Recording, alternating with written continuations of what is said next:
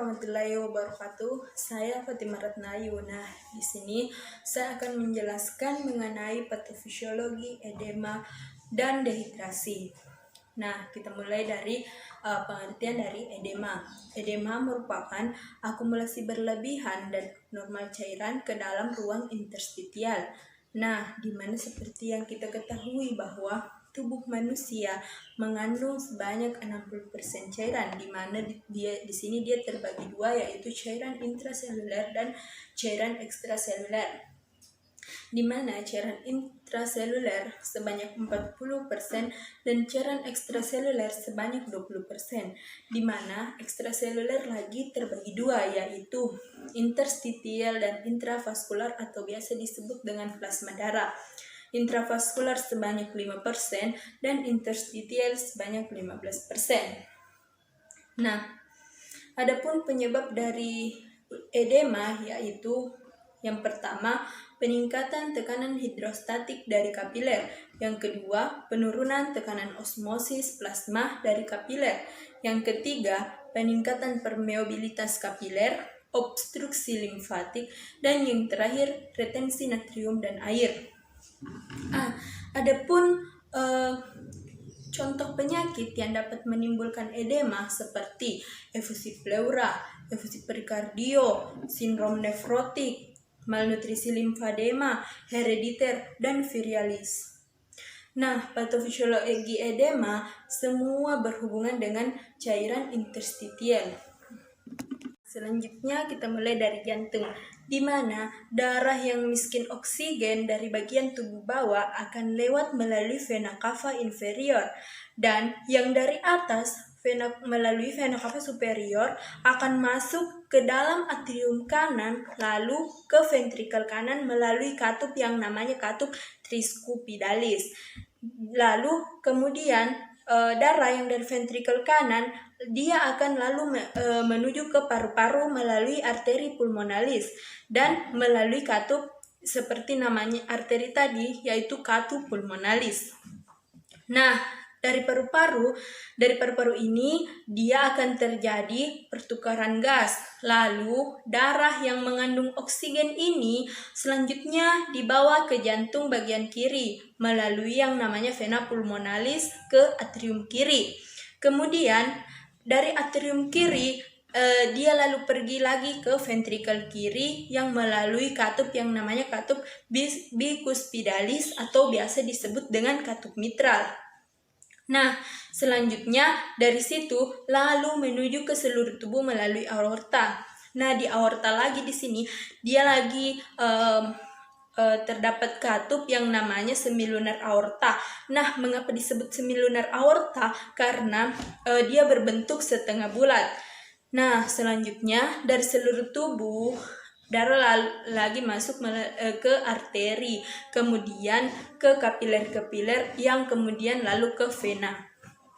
Nah, arteri dan vena ini merupakan pembuluh yang penampangnya halus, tidak mempunyai lubang, sedangkan kapiler seperti pipa-pipa halus yang mengandung banyak lubang-lubang yang berfungsi untuk mengalirkan oksigen dan nutrisi yang diperlukan oleh jaringan. Nah, adapun nutrisi-nutrisi yang dialirkan seperti glukosa dan asam amino yang dimana diperlukan oleh jaringan tubuh. Nah, di dalam kapiler terdapat dua tekanan, yaitu tekanan hidrostatik dan tekanan osmosis, di mana tekanan hidrostatik ini merupakan tekanan yang berada di dalam pembuluh darah, tekanan yang dipengaruhi oleh aliran darah dan sangat dipengaruhi oleh tekanan darah yang dimana dia mendorong cairan plasma keluar ke ruang interstitial. Selanjutnya tekanan osmotik koloid plasma, yaitu tekanan yang dimana ditimbulkan oleh larutan koloid untuk mempertahankan cairan agar tetap di dalam pembuluh darah, di mana di dalam kapiler terdapat yang namanya albumin yang berfungsi untuk menahan cairan agar tetap berada di dalam kapiler agar dia tidak mudah keluar.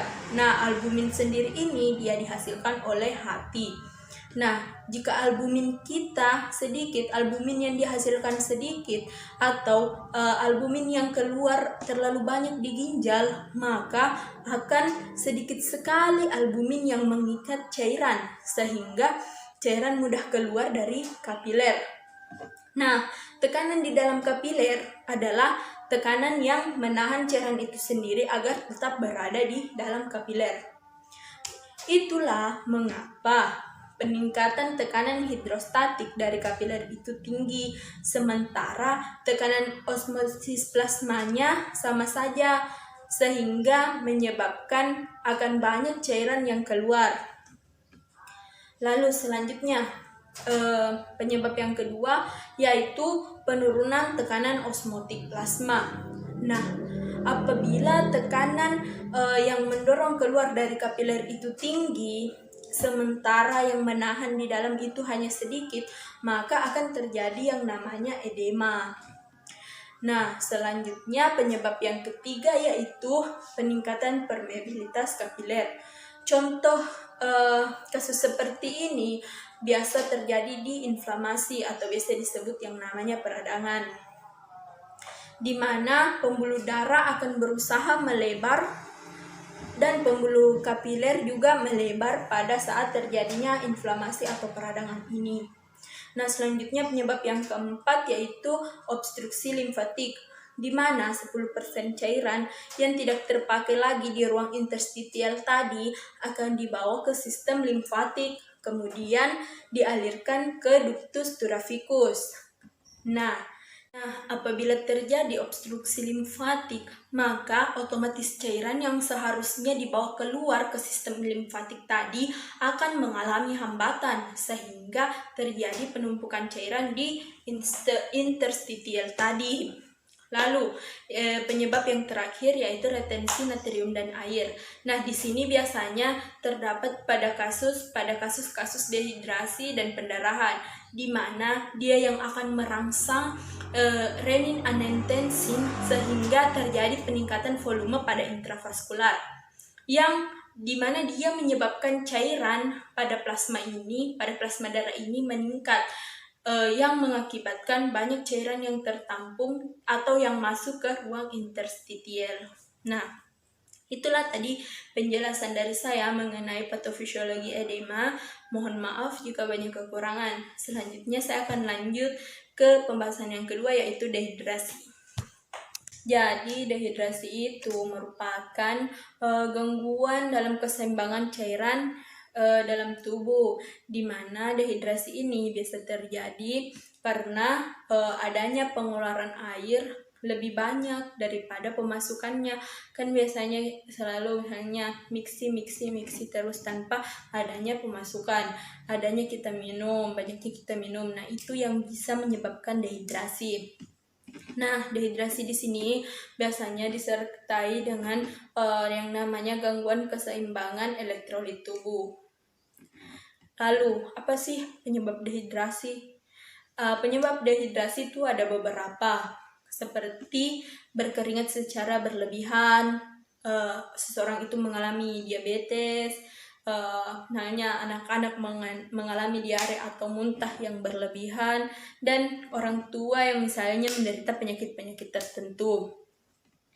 Terus, orang yang bagaimana sih biasanya itu beresiko menderita dehidrasi?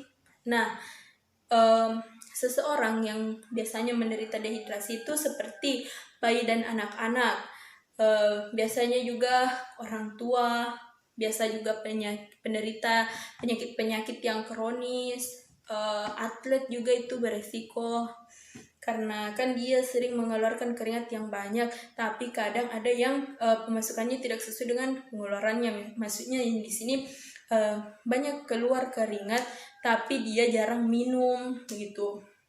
Terus selanjutnya orang-orang juga yang berolahraga di tempat-tempat panas, biasa juga yang berolahraga di tempat lembab, serta orang-orang yang biasanya berolahraga atau bertempat tinggal dan bekerja di dataran tinggi.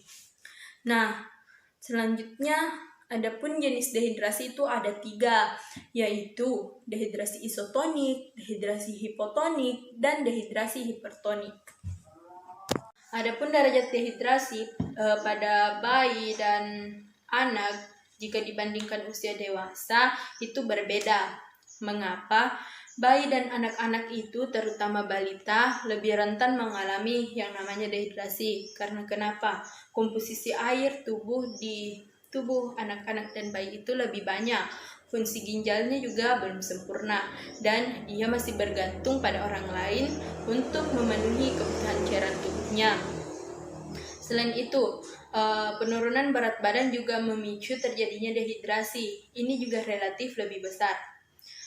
Terus pada anak yang lebih tua atau anak yang lebih dewasa, tanda dehidrasinya lebih terlihat dibandingkan bayi. Karena kenapa? Kadar cairan ekstraselnya lebih rendah. Nah, bagaimana untuk menentukan derajat dehidrasi pada anak-anak? Nah, untuk menentukan derajat dehidrasi pada anak-anak dapat menggunakan skor dari WHO dengan penilaian keadaan umum seperti kondisi mata, mulut, dan turgor. Lalu gejala dehidrasi itu biasa ditandai dengan yang pertama rasa haus. Terus biasa juga ditandai dengan sedikit atau tidak adanya produksi urin sama sekali. Terus yang ketiga, kering cairan atau tidak ada cairan pada mata, mulut, kulit. Lalu elastisitas kulit biasanya juga menurun. Terus orang yang mengalami dehidrasi juga biasanya matanya itu cekung, suhu tubuhnya meningkat, terus denyut jantung dan frekuensi nafasnya itu bertambah cepat. Terus gejala selanjutnya yaitu seperti gangguan kesadaran.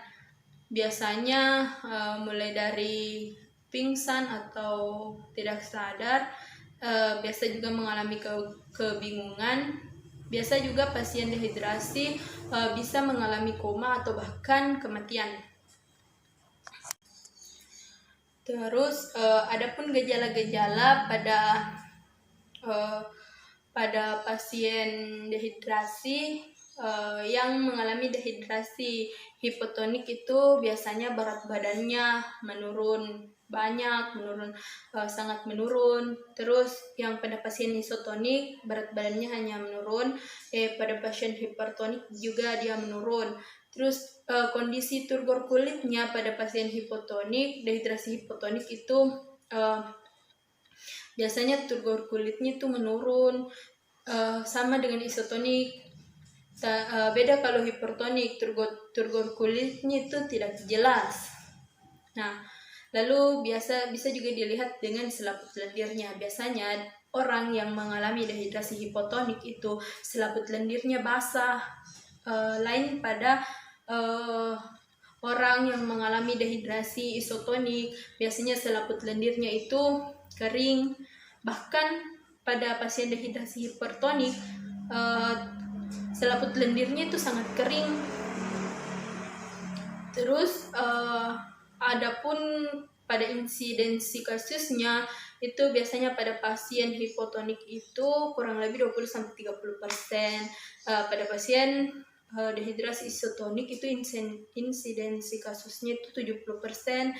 Nah, pada pasien yang mengalami dehidrasi hipertonik itu biasanya insidensi kasusnya itu 10-20%. Nah, adapun dampak dehidrasi itu pada organ-organ tubuh, misalnya di ginjal itu dehidrasi biasa menyebabkan GVR menurun sehingga mengakibatkan menahan laju produksi urin.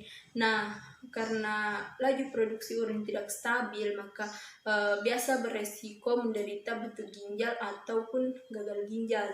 Nah, dampak dehidrasi kedua pada jantung dan pembuluh darah dapat mengakibatkan menurunnya volume darah. Itu dehidrasi ringan. Nah, kalau dehidrasi berat biasanya jantung itu tidak dapat mengkompensasi. Nah, dari sinilah jantung gagal mengkompensasi sehingga jantung biasanya gagal untuk memompa darah, mengakibatkan penurunan tekanan darah atau biasa ya disebut dengan reaksi shock. Biasa juga pada sistem jantung dan pembuluh darah juga biasanya terjadi kekurangan elektrolit yang mengakibatkan gangguan irama jantung. Nah, ini juga dapat mengakibatkan reaksi shock. Terus dampak dehidrasi selanjutnya pada organ tubuh pada sistem neuromuskular atau saraf otot. Nah, kan tadi dijelaskan bahwa dehidrasi itu biasanya bersangkutan dengan kurangnya elektrolit. Nah, pada dampak dehidrasi di sini elektrolit yang kurang dia memberikan dampak pada sistem neuromuskular atau saraf ototnya, karena elektrolit ini penting untuk penghantaran sinyal dari saraf ke otot di seluruh tubuh.